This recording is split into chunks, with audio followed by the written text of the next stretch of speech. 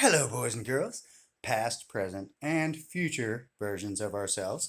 This is Mr. Archer with you here again today after I don't know how long of a sabbatical in between Mr. Archer videos because time is just a weird fucking thing. I didn't do it, deal with it. I just like see it. But anyway, point being, uh, I'm here in my new studio apartment. We're going to turn it into an artistic studio apartment because art's a good thing because oh no, I knocked over my coin. But different tangent. But I've never lived in a studio apartment before. This is my first time, and it's like a kitchen in there and then a little bathroom, and the hallway is cool because it's a very defensible position because the door to get in is like through the closet, but it's a long closet, as you can see, maybe down that way. And point being, if someone tries to come in, they have to come single file. So you just cut them down one by one. Hypothetically speaking, should said scenario ever take place, but we live in Joplin, and they're just a bunch of crazy assholes here. Not that I don't love Joplin, but I'm getting off the point again. And the main point, okay, we're going to sit down because we get excited sometimes and have a lot of things on our mind. But the main point of this video is that I was listening to a meditation the other day, and it was entitled How to Make Our Mental Images Come True. And this kind of has to do with manifestation. If any of you all are familiar with that concept of how powerful our minds really are, uh, and or can be potentially. But this meditation brought up a very good point, and it was talking about photography, and it related this concept to photography. And I took photography when I went to college before I dropped out. And there are a lot of excellent principles in that class, but it made the correlation between, what did it say? In 35 millimeter film, anyway, before everything went digital, there was film, actual physical film that you touched that had like a silver halide solution in it that went through the process and exposed the image on it, and it turned out. But this meditation made the analogy of, what did it say? The silver electrons being converted from an active to a passive, or from a passive to an active substance to create a physical picture. And I don't, when I'm listening to these things, I forget exactly how I got there, but because it just like drops in and says, "Hey, how you doing?" But it made me think of an entry that I had written in my journal. Um, and had already actually made a video of expressing this to you all before the beginning of this year. However, due to, I don't know, the nature of my thoughts or the way that I express them, or the assholes out there who don't want you to know them because they know why they don't want you to know them. But I had made a video of it and put it on my last Facebook account, which they disabled because it did not live up to community standards. So I don't know that it was specifically this video that caused them to say that, or a conglomeration of the other crazy shit that I sometimes say on these videos. But this is valid crazy shit right here that this meditation made me think of. And it's a really important point concerning what it was just talking about the single electrons being converted from a passive to an active substance, so far as all existence being created from light, because light is energy and mass equals energy times the speed of light squared equals mc squared. I mean, Einstein said it. I didn't do it. It was Einstein. Blame him. Just saying. Anyway, before I get too far off, I'm going to try to read this. And it is entitled, On November 18th, 2021, is when this shit popped in my head.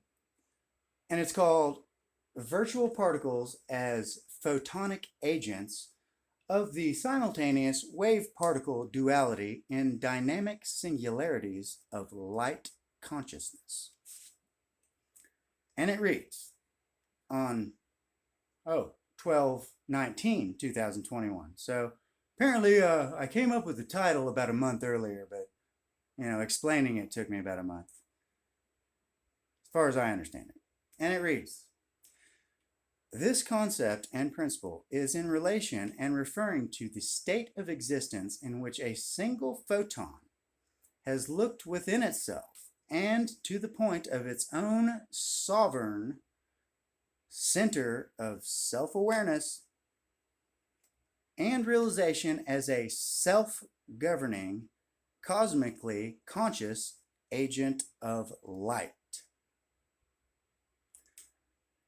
And in opposition of polarity to the infinite variations of darkness to be stabilized as it fluctuates outside said agent's sphere of conscious reality and existence, and operating within any conceivable universe of darkness as a photonic agent of free will, choice, and causal probability. I know, I have a problem with run-on sentences. Can I say? Visualize and refer to Figure 4, page 48 of this journal to begin with. Any given 0-point choice on any chosen world/timeline. The travel of a conscious photon, or singular photonic consciousness, instantaneously to any point within a wave function by writing down a given pathway as represented by one of any infinite Feynman diagram probabilities contained therein, and or jumping to any other 0-point choice location represented by the nonlinear movement of the conscious particulate photon acting as a virtual autonomous agent within said self-observed system of space-time existence or reality, and from either an objective or subjective viewpoint in definitive relation to said uniquely experienced observational outcome on a given dimensional frequency. Always bear in mind that in accordance with Feynman's principles, photons as virtual particles may at any point view singular world/timeline wave functions as being nonlinear on a particular vector, trajectory, or frequency. And I drew this diagram here. If you guys, fire. If you can make sense of any of that, I swear it makes sense, but I'm just like reading right now, but there that is, if you want to take screenshots of that. And I'm going to say something about, it's hard to explain, but blah, blah, blah. Go back and check it. I promise it makes sense. It should also be kept in mind and consideration that switching from one nonlinear spacetime world line to another may also shift the gravitational constant of said universe from the relative perspective and frequency differential observed by the agent in question from said agent's relative central standpoint. The difference might be thought similar to the electromagnetic spectrum, illustrating different wavelengths or frequencies of visible light, and also related to the changing state of an atom, which is in this journal also, and how it exhibits itself in a continuous state of flux. See page 42 of this journal. 42, that's a good number. The answer to the universe and everything. Anyway. Pertaining to the self-aware electrochemical bioquantum field generating computer, and how such processes as biochemically generated electromagnetic quantum fields of reality projected through brain waves, thought frequencies, creative wave functions, and different dimensional space-time vibrational addresses affect each other throughout the fabric of existence. Pertaining to changing the gravitational constant of a universe from a central perspective position in order to manifest such an arrival within an alternate universal time/world line trajectory, the agent should always be aware. Ooh, and I highlighted this one. I don't know. It must be important. See? The GCU, the gravitational constant of the universe. So, gravitational constant of the universe is just as relative as space or time in relation to one's relative proximity to another given point, in that a perceived force of gravity would appear to change in magnitude relative to the position or distance from another body of given mass with each change in one's own center of gravity. Ooh, I wrote a formula there too. Depending upon one's relative position in dimensional space-time. There's the formula, though. I hope it makes sense to you math people, because I'm shit with math. This stuff just pops into my head. But anyway, this is getting way lengthy. It's already like 12 minutes long. So, thought of the day, boys and girls. I hope you all enjoy it, and I hope it benefits you more than it does me. But you all have a wonderful evening. I love you all. We should talk to you later. Goodbye for now.